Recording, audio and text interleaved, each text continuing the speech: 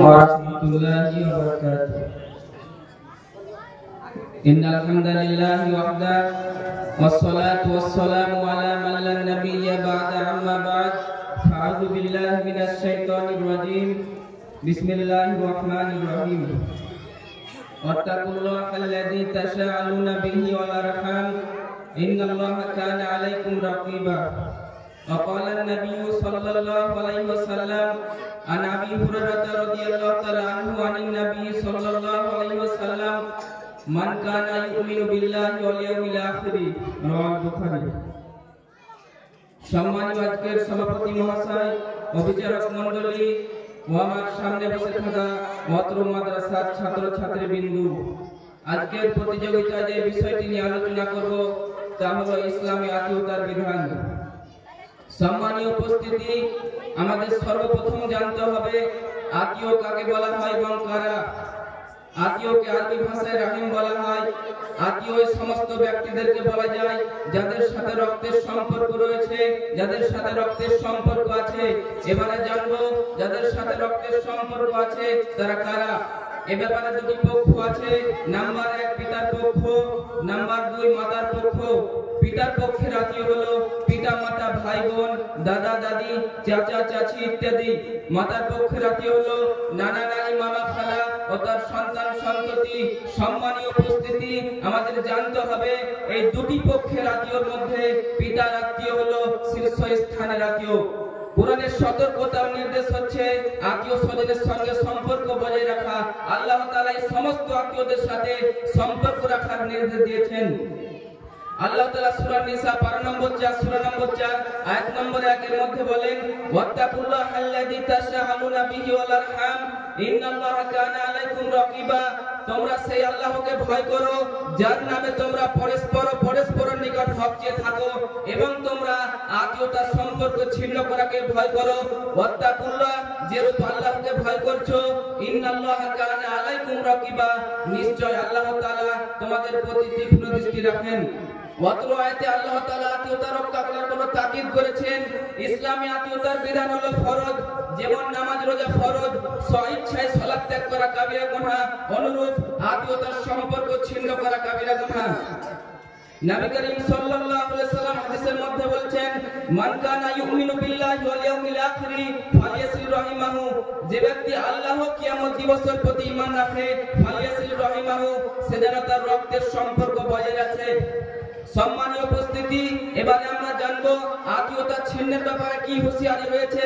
আত্মীয়তা ছিন্নের ব্যাপারে নবী করিম সাল্লাল্লাহু আলাইহি ওয়াসাল্লাম কঠোরভাবে হুঁশিয়ারি দিয়ে বলছেন, লা ইয়াদখুলুল জান্নাতা কাতিউন। আত্মীয়তার সম্পর্ক ছিন্নকারী ব্যক্তি কখনোই জান্নাতে প্রবেশ করবে না। অতএব একজন মুমিনের কর্তব্য হলো, একজন মুমিনের দায়িত্ব হলো আত্মীয়তার সম্পর্ক রক্ষা করা। সম্মানীয় উপস্থিতি, নবী করিম সাল্লাল্লাহু আলাইহি ওয়াসাল্লাম হাদিসের মধ্যে বলছেন, ওয়ালা আল্লাহ তাআলা মান ওয়াসালাকি ওয়াসালতুহু। যে তোমার সাথে সুসম্পর্ক রাখবে আমি তার সাথে সুসম্পর্ক রাখবো। ওমান কাতাকি কাতাতুহু, আর যে তোমার সাথে আত্মীয়তার সম্পর্ক ছিন্ন করবে আমি আল্লাহ তার সাথে আত্মীয়তার সম্পর্ক ছিন্ন করব। উল্লেখিত হাদিসের আলোকে বলা যেতে পারে যে বর্তমানে আল্লাহর সাথে আমাদের সম্পর্ক নেই বলেই চলে, কারণ পিতামাতার সাথেই তো নেই আমাদের সম্পর্ক। ভাইদের মধ্যে বৃদ্ধি পাচ্ছে শত্রুতা, দাদা ও চাচাদের মধ্যে চলছে রেষারেষি, বোন ও ফুফুরা যেন আমাদের মাথার বোঝা হয়ে দাঁড়িয়েছে। একে অপরের সাথে আরেক অপরের নেই ভালোবাসা, নেই অন্তরঙ্গ। এহেন অবস্থায় আমাদের পরস্পরের সঙ্গে আত্মীয়তার সম্পর্ক রাখা ইমানি দায়িত্ব। নবী করিম সাল্লাল্লাহু আলাইহি ওয়াসাল্লাম হাদিসের মধ্যে বলছেন, মান সাররাহু আইয়ুবসাতা লাহু ফি রিজকিহি ওয়া আইয়ুনসা লাহু ফি আসারিহি ফালিয়াসিল রাহিমাহু। যে ব্যক্তি তার রিজিক প্রশস্ত করতে চায় ও আয়ু বৃদ্ধি করতে চায়, ফালিয়াসিল রাহিমাহু, সে যেন তার আত্মীয়তার সম্পর্ক রক্ষা করে।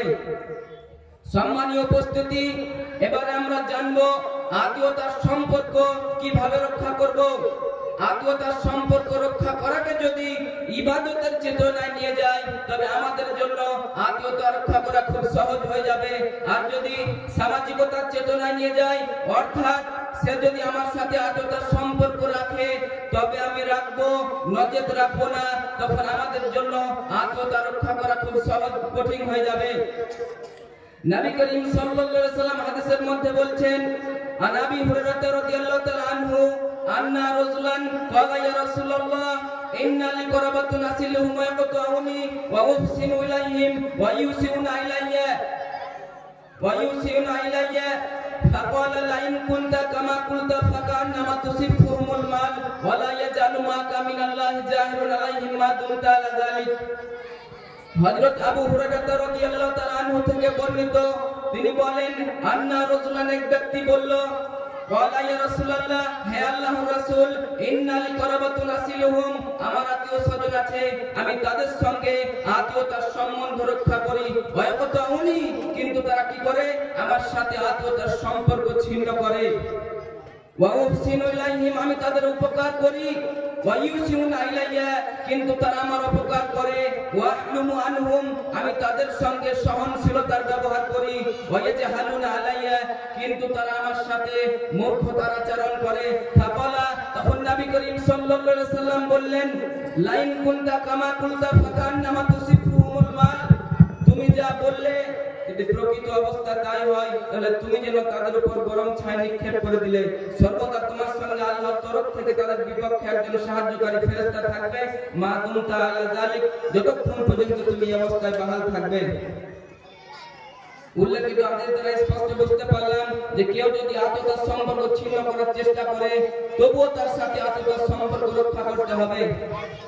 পরিশেষে আল্লাহর কাছে দোয়া করি, হে প্রভু দয়াময়, তুমি আমাদের সকলকে আত্মীয়তার সম্পর্ক রক্ষা করার তৌফিক দান করো। সকলে বলুন আমিন। আসসালামু আলাইকুম ওয়া রাহমাতুল্লাহ। জাযাকাল্লাহু